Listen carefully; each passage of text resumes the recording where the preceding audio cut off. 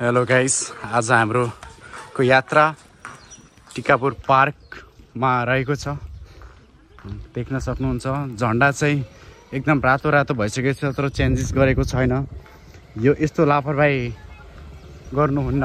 म यहाँकोलाई अनुरोध गर्न चाहन्छु र यता बहिनीहरू पनि आउँदैछन्।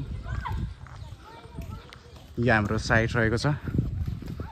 यो लभको चिन्ह बनाएको छ फुलले, एकदम आकर्षित देखिरहेको छ। यो पार्कमा गाई भैँसी पनि घुम्न आछन् गाइस। मान्छे त मान्छे आछन्, गाई भैँसी पनि आछन्। र हाम्रो आजको यो हो हाम्रो मङ्की बाँदर। आइज आइज यता आइज।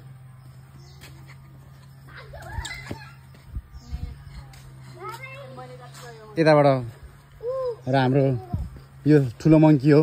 मङ्की के छ? ठिक छ? ओइ मङ्की के छ भन् त? यो बोल्दैन, एकदम लजा जस्तो छ। ए कान्छा के छ भाइ? ए कान्छा के छ? ठिक छ? बोल्न यार भाइको। हाम्रो कुकुर छ यता। यहाँ हाम्रो सेक्युरिटी गार्ड हो। टिकापुर पार्क भ्यू तपाईलाई देख्न सक्नुहुन्छ, एकदम खतरनाक छ।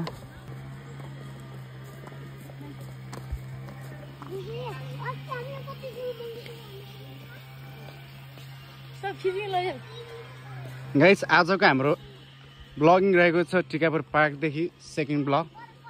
र यहाँबाट हामी स्टार्ट गर्दैछौँ हाम्रो बहिनीहरू र हाम्रो पुरा बहिनीहरूको फ्यामिली र सँगै म पनि छु। भाइ, अङ्कल, बहिनी र म पनि छु। र हाम्रो सँगै आउने बाँदर पनि छ। ठिक छ भाइ? हात मिलान। ओइ कान्छा ओके हाई भन् त। यताबाट यसलाई हाई पनि भन्छ। हेर्दैछ बिचरा, डर मानेर भागिसक्यो।